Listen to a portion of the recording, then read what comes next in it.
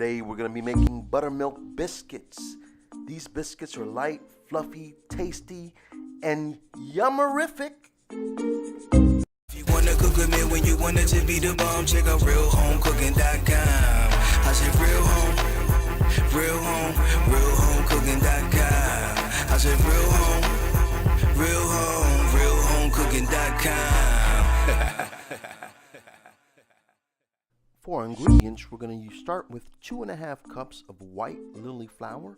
White lily flour is a softer flour, and I'm using the unbleached type that is not self-rising. If you're using self-rising flour, you do not need to add the baking powder or the salt that's already been added to your self-rising flour. I'm going to add 2.5 tablespoons of baking powder to this flour and 1.5 teaspoon of salt, and then mix all that together. And now I'm going to take half a stick of butter that has been put into the freezer for about 20 minutes, and I'm actually going to grate it, not the largest size on the grater, but the second largest size.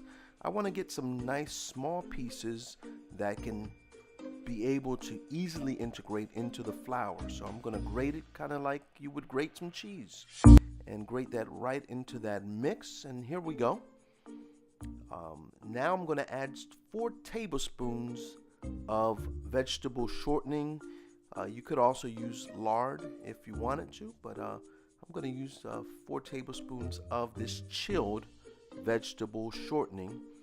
And we're going to add that to there, and then we're going to cut it in with a pastry cutter. The idea is that we're going to get all nice small uniform pieces of shortening and butter into the flour, and we want to evenly distribute that into the flour mixture. After that's done, we're going to add our buttermilk, and we're using 1 full cup of buttermilk to this. I've made a little well in the middle of it so that the buttermilk easily goes in. And one of the important things after we add our liquid is that we don't want to overuse or overwork this dough mixture. So we're only going to mix until the ingredients are wet, and we just want to get our dough to get into a small ball in the middle of the bowl, and then we're going to put that out onto a floured surface. And one of the things we want to be very careful of doing is not overworking our dough. If we overwork the dough, then we're going to have a very tough biscuit, and you don't want to overwork the dough, which in turn overworks the gluten that's in the dough. And so yeah, probably about there. Just it'll still be a little wet, but that'll be fine because we're going to add some flour to our board, and we're going to work it over about 4 times and then roll it out, and that should be enough. So here we have it. You can kind of see it's a little separated, but we're going to just kind of smush it all together. And I really apologize that I didn't realize I was blocking some of the view when I was recording this, but you're smashing everything together, putting it down, folding it over, and then folding it over a couple times. We're only going to fold it 4 times. 4 times will be enough. And then after that, we're going to roll this bad boy out.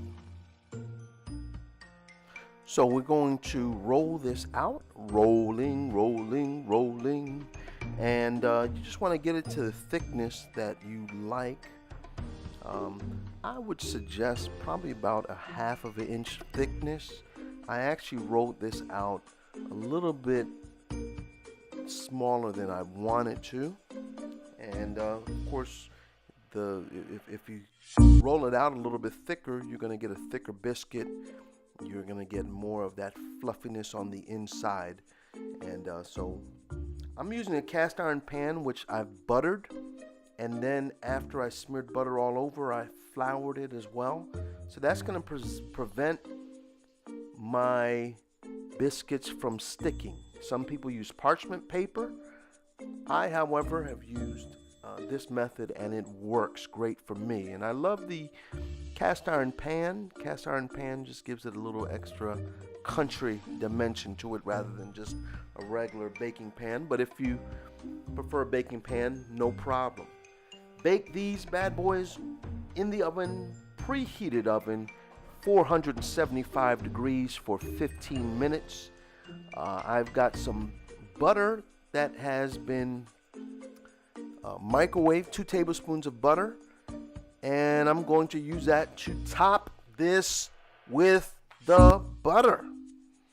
Top these nice, beautiful, fresh, hot, warm biscuits ready for your jelly, jam, preserve, honey, butter, whatever you want to put on them, you go right ahead.